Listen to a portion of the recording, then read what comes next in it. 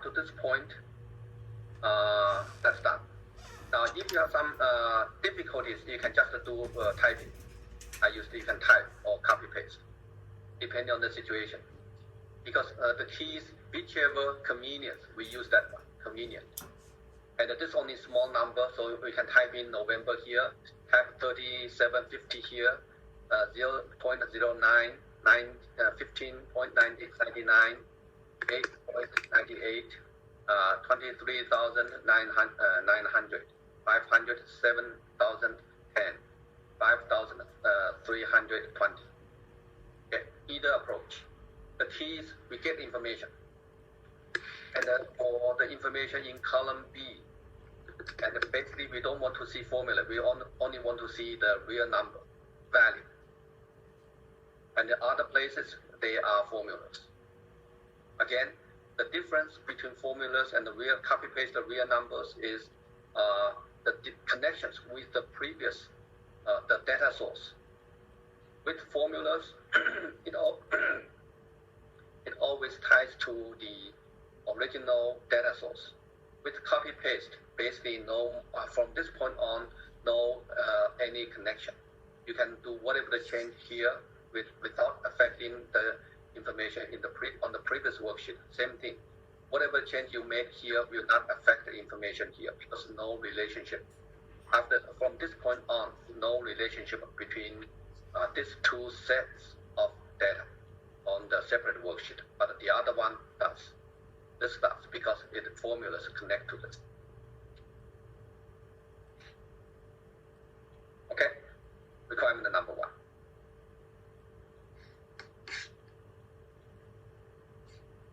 Feel comfortable? Yeah, thank you. Okay, you're welcome. Okay. Now, that's on number 2. Name cells B23 as unit price, B24 as unit cost. So we come back to here. We said on spreadsheet, each cell has its address. So we go to B22,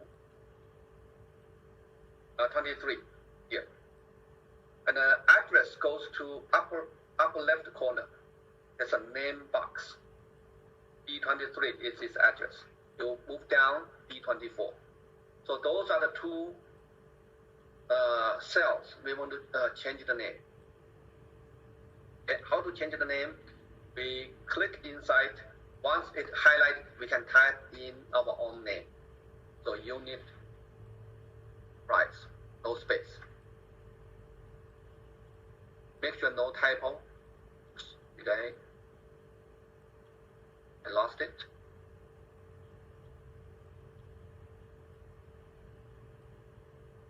Once you type that in, hit enter key. Want to make sure no typo. Yeah. Unit price, enter. Now, this cell address has been replaced by this name or this label.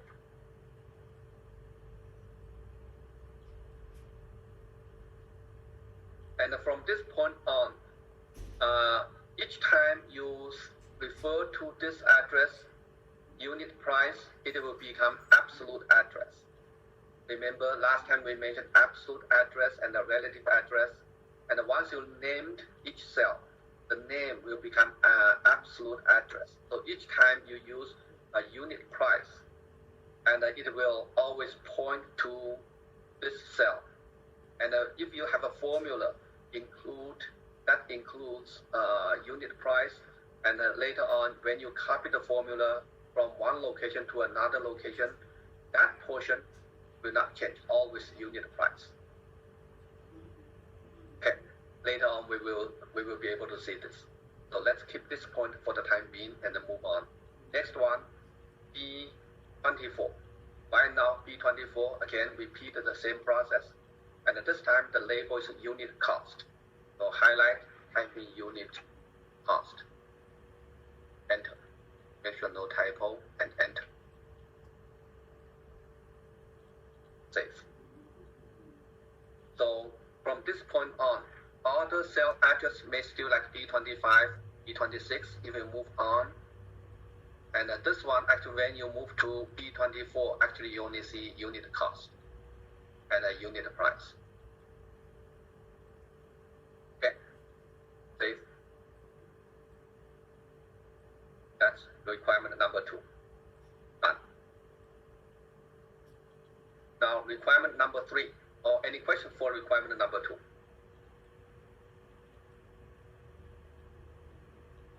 B23, unit price, B24, unit cost. Here.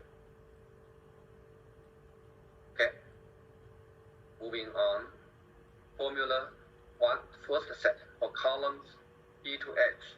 We have to generate a revenue, number of products sold, use int function, use the name rather than addresses of the cells, B23 and B24. Or for B22, we have to use absolute address. Okay. What does this mean? Let's review the structure on this worksheet. So based on the label we have on this portion, okay, let me move this. We are going to create a prediction for smartphone protector for iPhones. So it's a 7-month prediction. So basically, this is the month information. 7 months, we need to drag this one, copy paste this to the remaining columns. And this is November, and this will be December, January, February, March, April, May. Okay, we can do this, create those labels, like just to demonstrate. So this time we use copy paste or drag. So select November. If you just start from the middle of the cell with the horizontal cross sign, hold and drag, you are selecting. Okay. Now, if you select this cell and then move the cursor to the lower right corner, drag that to the right, that's copy paste. By doing this copy paste actually automatically changed from November to December, January, February, March, April, and May. But if you simply, let me undo this. Okay. If you simply put the cursor in the middle, and the sign is horizontal cross sign, and you click and hold and drag to the right, that's selection. Okay, not copy paste. Last time we need to go this way. Select the information in this column and paste it here.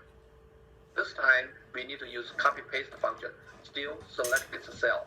Go to the lower right corner until the sign changes to a solid cross sign, and then click and hold drag to the right until H. In this case, we have December, January, all the way to May, 7 months.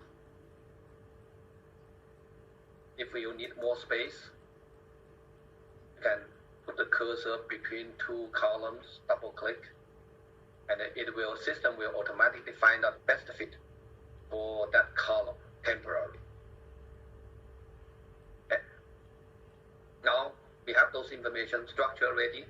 So seems like we need to find out it started with a product sold in November.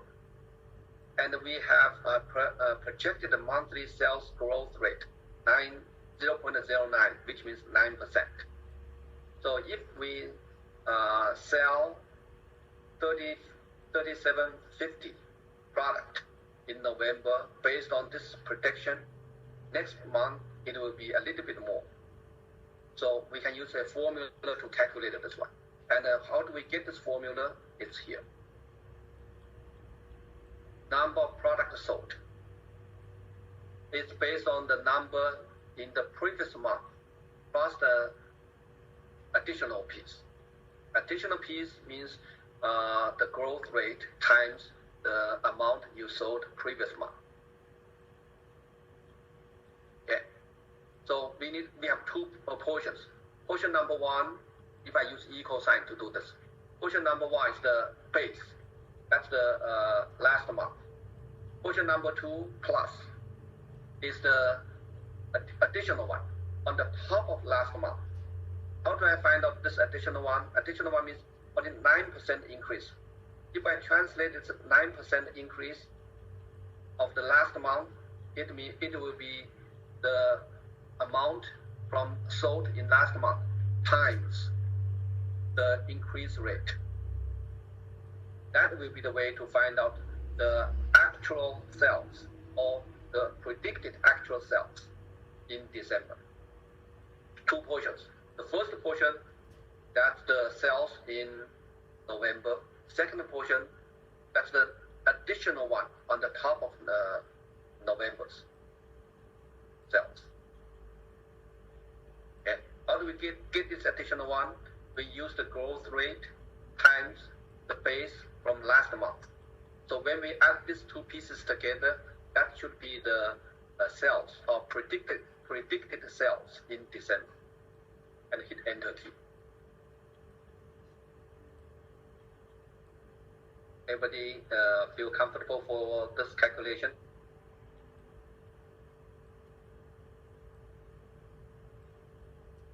Two portions.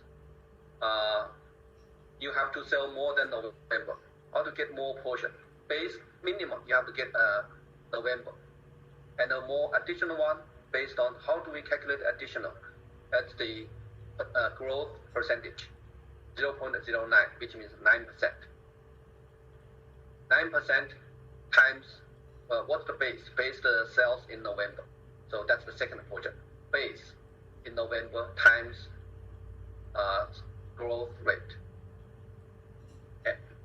Now, assuming this is a discrete, not a continuous product, discrete product, for example, cars. In this case, Smart Protector, the case.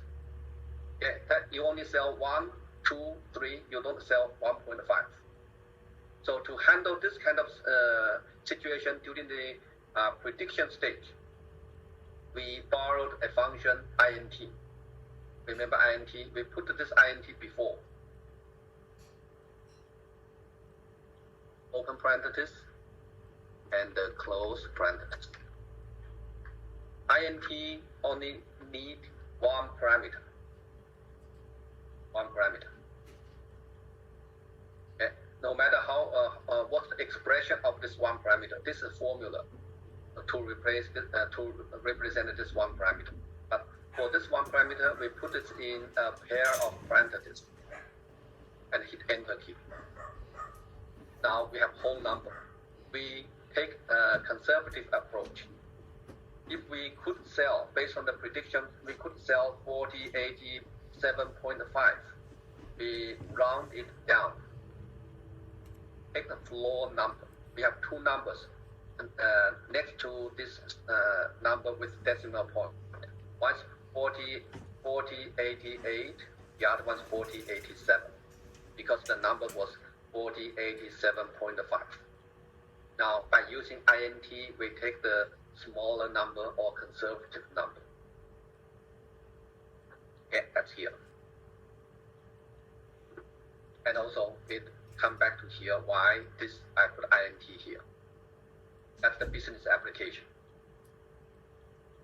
Okay. And the same thing. Now you can remember the number of products sold in previous month plus the number of products sold in previous month times the projected growth rate of monthly sales. So we have a lot of descriptions, but the translation come to here is that three pieces. B6 plus B6 times B22. B6 is the sales in previous month because we are calculating the sales in December. We use the sales in November, not the other month, only the month right immediately before this. And also the additional piece involves two portions. One, the first portion or the first component is the sales in previous month times the growth rate, which means the addition, you have to sell additional piece pieces. Okay, the sales growth rate determines how many additional pieces you have to sell. Okay, so we use formula to B6 times B22, which means the sales in previous month times the predicted growth rate. Okay, now, so we fulfilled this requirement. Now, what does this mean? B23, B22, we have to use absolute, the absolute address here. Okay, I use the abbreviation. Now, explanation goes to this formula. Right now, we are using relative address. Relative address. Now, you don't want to do anything, just watch. So if I follow this one, I don't change. I do copy paste because for January, I may do the same thing. February, I may do the same thing. Rather than repeat, I can just copy the formula and then paste it to other month. Okay. Now, if I do this way, you see, no growth rate anymore. Always 4087. That's observation. Now, the actual reason is we can check what's happened in January. So we can see C6, we get the sales from previous month. That's right.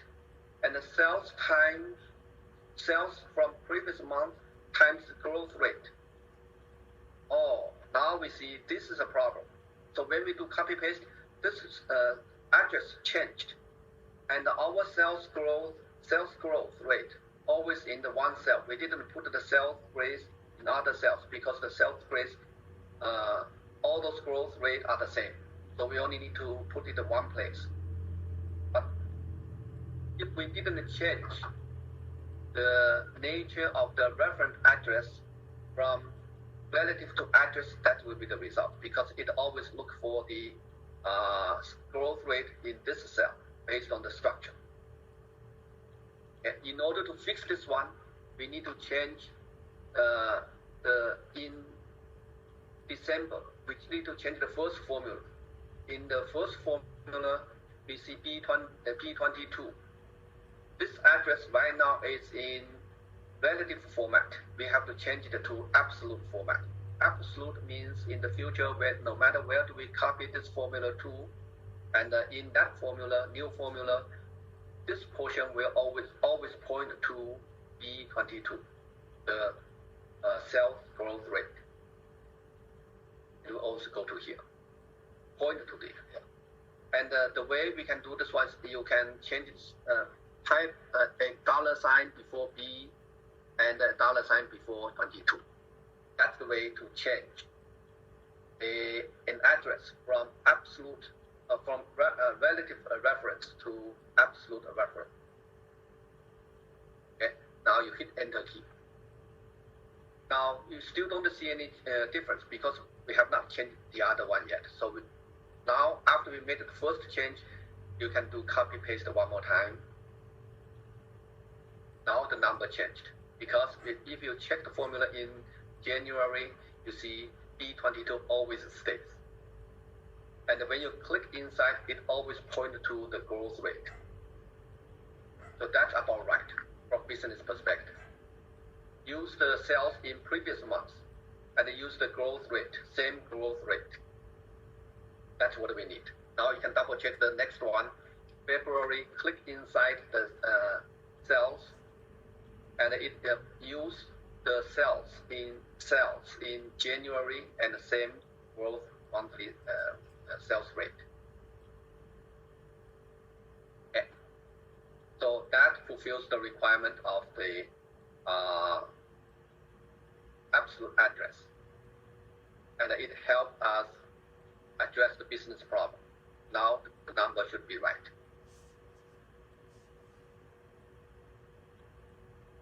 Okay. Now back to this place. Back to this formula. So when you point to this, put it here.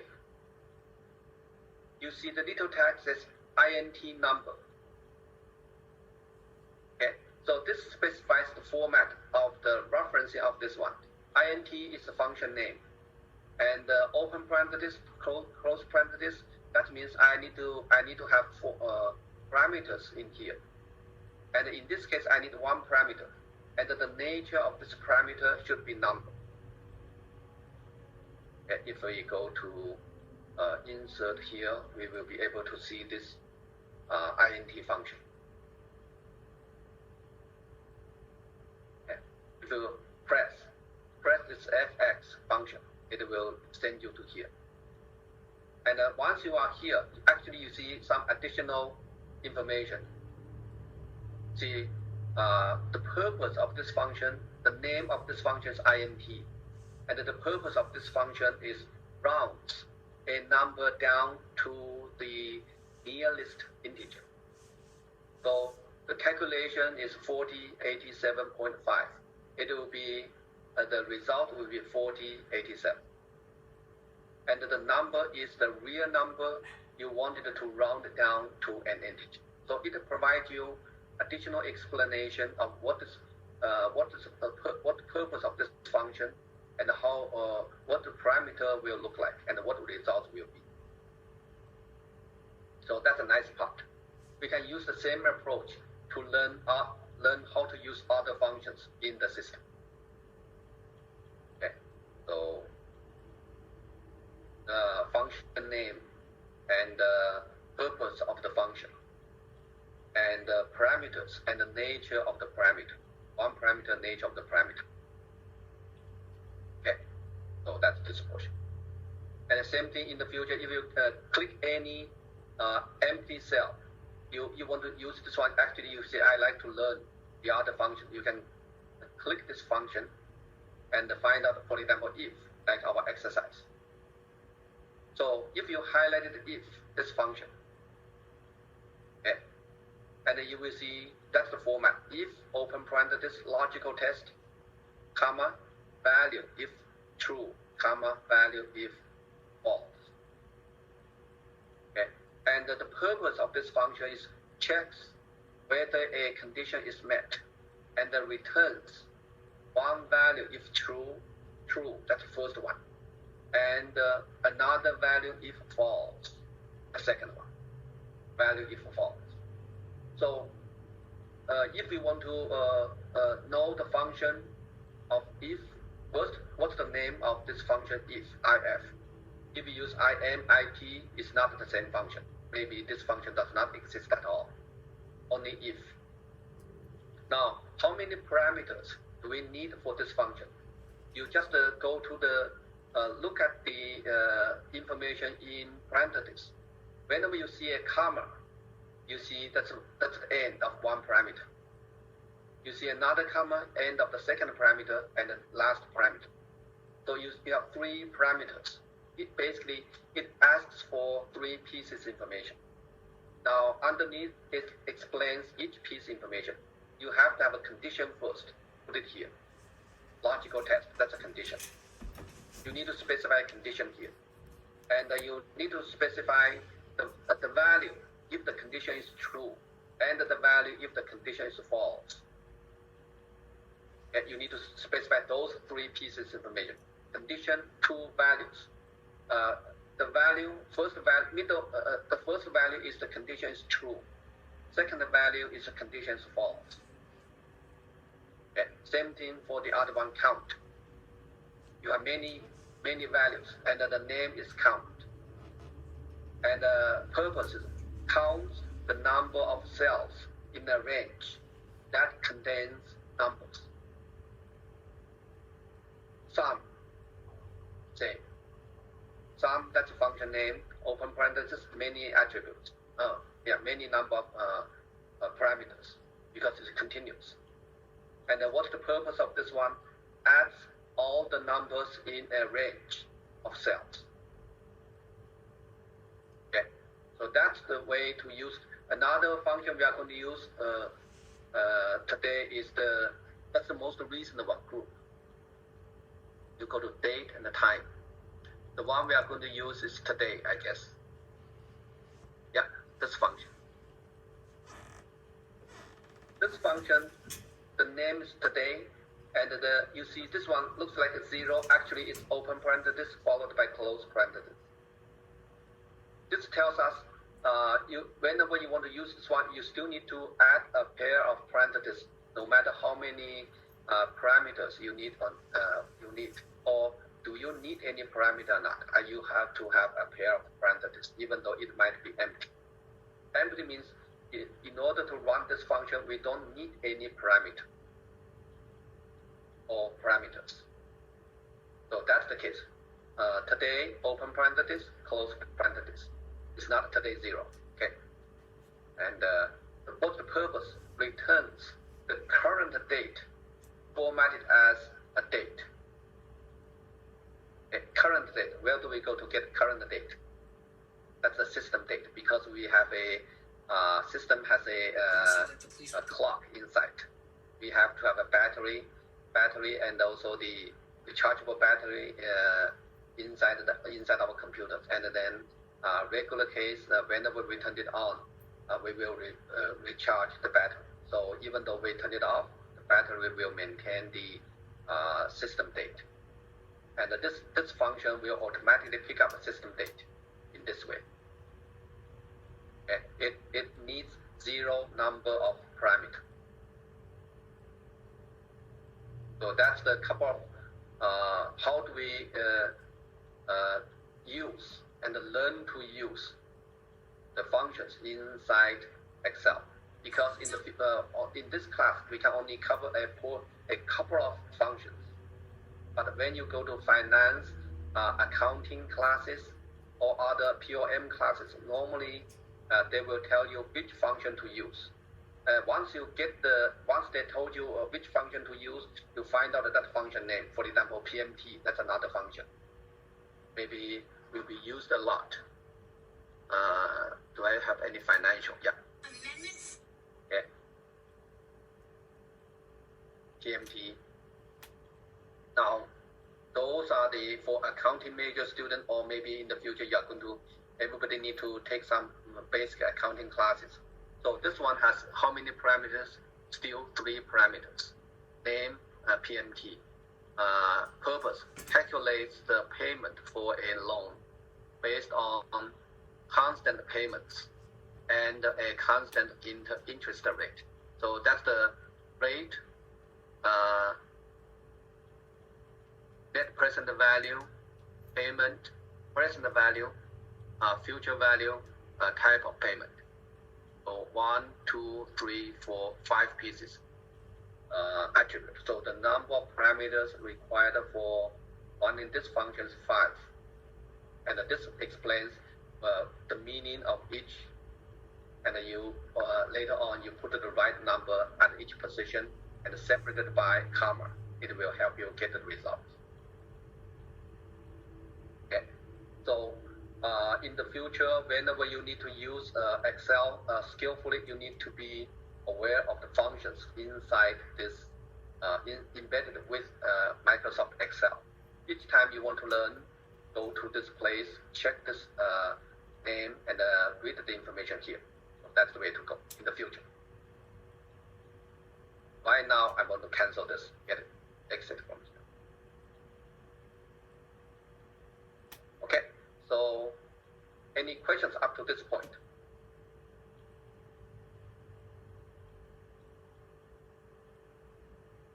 Okay, so let's take a short break and then we can continue. So let's meet again at 9:30. Okay, 6 minutes break.